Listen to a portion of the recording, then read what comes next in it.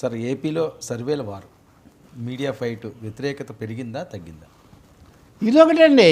నిన్న మనం చర్చించాం కదా, అది ఆ కేకే సర్వే. ఆయన కొంచెం అలా సగం షో చేశాడు, కానీ కొన్ని హింట్స్ ఇచ్చాడు. దాన్ని కూడా భరించలేని వాళ్ళేమో ఆయన 12వ తారీఖు సరిగ్గా 1 year అవుతుంది కాబట్టి ఆ రోజు పెడతానంటున్నారు. ఏం చెప్తారో మనం చూడాలి. కానీ కొంత అసంతృప్తి ఉంది, కొంత వ్యతిరేకత ఉంది, కొన్ని పనులు నచ్చలేదు అన్నది అదేమి బహిరంగ రహస్యమే కదా. ఆ విషయంలో ఆ మాత్రం సర్వేలో వస్తే ఇంకొంతమంది ఇప్పటికిప్పుడు ఎన్నికలు జరుగుతాయని, ఇప్పటికిప్పుడు ఎన్నికలు ఎలా జరుగుతాయని చర్చారు. సార్ సర్వేలు ఎప్పుడు అలాగే చేస్తారు సార్.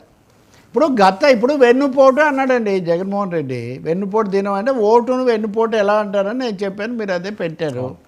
కానీ జగన్మోహన్ రెడ్డి గెలిచినప్పుడు చంద్రబాబు నాయుడు ఏమన్నాడు, పిచ్చి పట్టినట్టుగా జనం ఓట్లు వేశారు. ఇది ఆయన వాడిన మాట. అంటే తమకు అనుకూలంగా వచ్చినప్పుడేమో వాటిని ఎక్కడ లేని గౌరవించినట్టు, వేరే వాళ్ళు గెలిస్తేనేమో పిచ్చి పట్టినట్టు, లేకపోతే ఈవీఎంల ద్వారా గెలిచారని మొన్న పవన్ కళ్యాణ్ గారు అన్నారు. సార్ ప్రజల తీర్పును గౌరవించడం సంస్కారం అంటే. తీర్పు పొందిన వారు వాటిని అమలు జరపడం రాజ్యాంగ బాధ్యత. ఆ బాధ్యత నెరవేరిస్తే ప్రజలు సంతోషపడతారు. ఇప్పుడు మిగతావి ఎలా ఉన్నా కానీ ఆయన ఏవో నవరత్నాలను పెట్టుకొని ఆ బటన్ నొక్కడం, బటన్ అదే దాని మీద ఆయన నడిపించాడు. ఇప్పుడేమో 2-3 డబ్బులు ఉన్నాయి, లేవు, అప్పుడు విధ్వంసం అయిపోయింది, అప్పుల్లో ముంచేశారు, కాబట్టి మేము దశల వారీగా మేము జరుపుతామని మీరు అంటున్నారు. దానికి తోడు మనం మాట్లాడినట్టుగా ఉద్యోగాల గురించో లేకపోతే విశాఖ ఉక్కు గురించో కొన్ని సమస్యలు కూడా ఉన్నాయి. ఇవి ఎందుకు అసంతృప్తికి దారితీస్తున్నాయి అనేది దాన్ని చక్కదిద్దుకునే బదులు ఒక ముఖ్యమంత్రి గారే మన స్పీడ్ చాలడం లేదు అని చెప్తుంటే ఇంకా ఓటర్లు సర్వేలో చెప్పడానికి ఏముంది? నేను చెప్తుంది సర్వేల వార్ అంటే ఒక ప్రో గవర్నమెంట్ సర్వే కూడా ఇప్పుడే జరుగుతుంది. ఈ ప్రభుత్వం బ్రహ్మాండంగా ఉందా, బ్రహ్మాండంగా ఉంటే పలానా బటన్ నొక్కండి అని. ఆఖరికి ఇది ఎంతవరకు పోయిందని నేను ఎక్కడో చర్చ చూస్తున్నా. మీకు ప్రభుత్వం మీద అసంతృప్తి ఉందా, ఉంటే అని అడిగారు, ఉంటే ఎవరికి ఓటేస్తారు అని. అందులో నెంబర్ 1 వైసీపీ వాళ్ళు పెట్టుకున్నారు అని. ప్రభుత్వం వాళ్ళు కానీ లేకపోతే కూటమి కానీ ఎవరైనా సరే తరఫున వాళ్ళు ప్రభుత్వ పథకాలు మీకు నచ్చుతున్నాయా, నచ్చితే నెంబర్ 1 నొక్కండి అని. ఇలాంటి వాటి వల్ల ఏముందని నిజంగా ప్రజల అభిప్రాయాలు మీరు చాలానే చేస్తున్నారు కదా రోజు. ప్రజలు వాళ్ళ అసంతృప్తి, ఆగ్రహం అట్లాంటివి తెలుసుకోవాలి. ఇంకొంతమంది నీతులు చెప్తున్నారండి. నీతులు చెప్పే వాళ్ళకి నేను చేతులు జోడించి చెప్తున్నాను, ప్రజలను కించపరచకండి. రాష్ట్ర అభివృద్ధి పట్టదంట, మౌలిక సదుపాయాలు పట్టవంట, ప్రతాడు తన ఖాతాలో డబ్బులు పడ్డాయా లేదా చూస్తున్నాడంట. డబ్బులు పడడం స్లో అయిపోయింది కాబట్టి అసంతృప్తి వ్యక్తం చేస్తున్నాడంట. సార్ ఒక తల్లి తన పిల్లల కోసం ఫీజు కోసం చూస్తేనో, లేకపోతే ఇంకొకటి ఒక పెన్షన్ గురించి చూస్తేనో, ఇంకొకటి చూస్తేనో, అవన్నీ వాళ్ళేదో లాభం కోసం వాళ్ళేం 100,000 ఎకరాలు అడగట్లేదు సార్.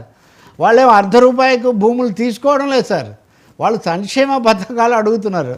ఈరోజు ఒక ఇంట్రెస్టింగ్ థింగ్ ఉంది. ఎవరో అడిగారంట చాట్ జీపీటీని, what is the difference between Jaganmohan Reddy and Chandrababu Naidu అని. మీరైనా అడగొచ్చు కదా, ఎవరైనా అడగొచ్చు కదా. చాట్ జీపీటీకి పెద్దగా రాగద్వేషాలు ఇవన్నీ ఉండవు కదా, తెలిసితేలే వాళ్ళేదో చెప్తుంటుంది.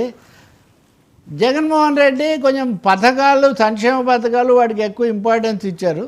చంద్రబాబు నాయుడు కార్పొరేట్ శక్తులకు, తర్వాత ఈ సదుపాయాల ప్రాజెక్టులు వీటికి ఎక్కువ ఇంపార్టెన్స్ ఇస్తున్నారు అని చెప్పిందండి చాట్ జీపీటీ. ఇది బ్రాడ్గా ప్రజల్లో ఉన్న అభిప్రాయాన్ని చాట్ జీపీటీ ప్రతిబింబించింది. అయితే ఇవన్నీ ఎప్పుడు జెస్టేషన్ పీరియడ్ అయిపోయి అమల్లోకి వస్తే కూడా ఎవరి వైపు వస్తాయి? ఇప్పుడు ఉదాహరణకు రాత్రిపూట కూడా మహిళలు పనిచేయచ్చు అని, ఏది క్వాంటమ్ వాళ్ళ కోసం అని చెప్తే అది మహిళా సాధికారిక అవుతుందా, లేదా మహిళల మీద భారం వేయడం అవుతుందా? ఓవర్ టైం ఎక్కువ చేసుకోవచ్చు, మీరు 6 గంటలు 12 గంటలు కూడా పనిచేయచ్చు అంటే ఇవన్నీ వర్మ. ఉండడానికి నిబంధనలు చాలా ఉంటాయి, కానీ ఒకసారి మీరు ఒక యజమాని కింద ప్రవేశించిన తర్వాత అక్కడ మీరు ఆ 10 గంటలు చేయాల్సిందే, కానీ ఆ మిగిలినవన్నీ పక్కకి వెళ్ళిపోతాయి. ఇవన్నీ అనుభవాలు ఇవన్నీ. కాబట్టి కార్పొరేట్లకేమో భూములు ఇచ్చి, ఇప్పుడు మన ఆఖరికి ఉర్సా గురించి కూడా మనం మాట్లాడేవి. ఎందుకు ఇవన్నీ జరుగుతున్నాయి? ఇచ్చిన 2 లక్షల ఎకరాల మీద మీరు తనిఖీ చేయకపోగా దాని మీద ఆడిట్ రిపోర్ట్ తీస్తే ఎన్నో వస్తాయి కదా, అది చేయట్లేదు. ఇది మటుకు జరుగుతుంది. కాబట్టి ఈ సర్వేల వారు ఇంకొకటంట, తిరుపతిలో వైసీపీ వాళ్ళందరూ కూర్చొని చెవిరెడ్డి భాస్కర్ రెడ్డి వీళ్ళందరూ ఈ ప్రభుత్వానికి వ్యతిరేకంగా పనిచేయాలి, మీడియాలో బాగా ప్రచారం చేయాలి ఇదంతా అని వాళ్ళు మాట్లాడుకున్నారంట. ఇంకేం మాట్లాడుకుంటారు మా ఎవరైనా కానీ? తెలుగుదేశం వాళ్ళు కూర్చుంటే ఏం మాట్లాడుకుంటారు, లేదా జనసేన వాళ్ళు కూర్చుంటే ఏం మాట్లాడుకుంటారు? మొన్న ఢిల్లీలో 16 ప్రతిపక్షాలు కూర్చుంటే ఏం మాట్లాడుకున్నాయి? ప్రజాస్వామ్యంలో ఒక సర్వేనో ఒక అభిప్రాయ సేకరణ చేస్తే, లేదు ఒక పార్టీకి చెందిన వాళ్ళు అక్కడ కూర్చొని కొంత మాట్లాడుకుంటే అదంతా కూడా కుట్రలాగా భావిస్తే దాని అంతటిని కూడా మనం భరించలేని పరిస్థితి వస్తే ఎలా కుదురుతుంది? కాబట్టి మీడియా వారుగా మారిపోయిందండి ఇది.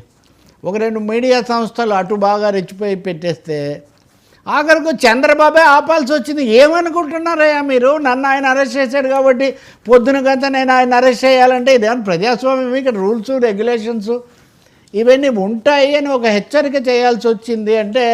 అంటే ఒక విధంగా చంద్రబాబు నాయుడు అత్యుత్సాహానికి బ్రేక్ వేశాడు. నిన్న మనం చెప్పుకుంది కూడా అదే. కానీ వాళ్ళు ఆగట్లేదే, వాళ్ళు మళ్ళీ పొద్దున్నే ఇదే కార్యక్రమం మళ్ళీ మొదలుపెట్టారు. కాబట్టి మీడియా వారుగా పోనీ ఏదో ఎన్నికలు వస్తున్నాయి కాబట్టి రన్అప్ టు ది ఎలక్షన్ వస్తుందేమో అనుకుంటే ఇప్పుడు అది కాదు. ఏడాది నుంచి అజెండా డిక్టేషన్ అయిపోయింది. ఇది ఒక విధంగా మీడియా డ్రివన్ గవర్నమెంట్ అనే విమర్శ కూడా మోయాల్సిన ఒక పరిస్థితి వస్తున్నట్టుగా ఉంది. కానీ రెండో వైపున మీరు చూడండి వర్మ, శాతవాహన కాలేజ్ ఈరోజు కూల్చేశారు. అంతకుముందు కిడ్నాప్ కేసు వచ్చింది.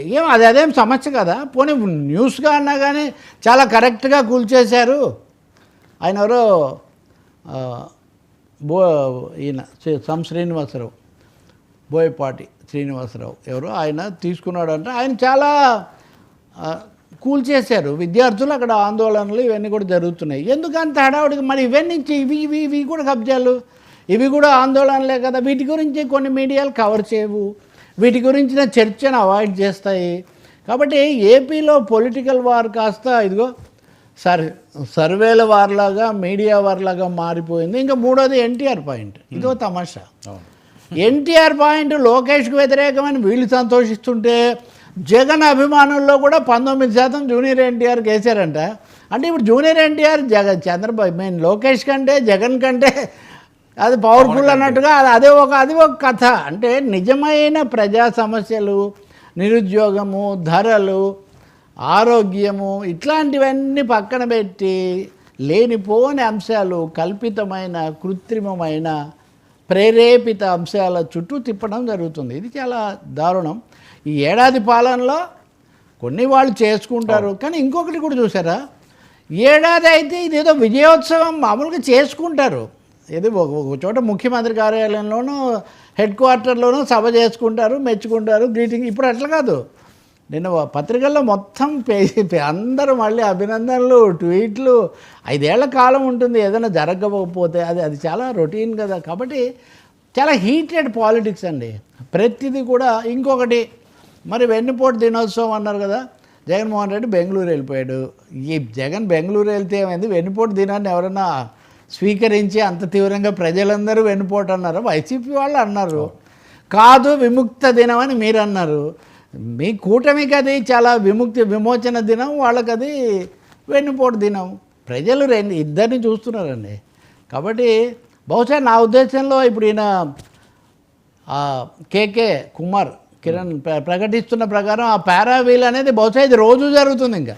ఎందుకంటే ఎప్పటికప్పుడు సమాచారం ఇస్తుంటాను, నెలవారీగా అందరికీ ఇస్తుంటాను అంటున్నాడు. కాబట్టి బహుశా మన రాజకీయాలు ఇంకా డే టు డే బేసిస్ మీద డైలీ రేటింగ్ పాలిటిక్స్గా మారిపోతున్నట్టుగా కనిపిస్తుంది.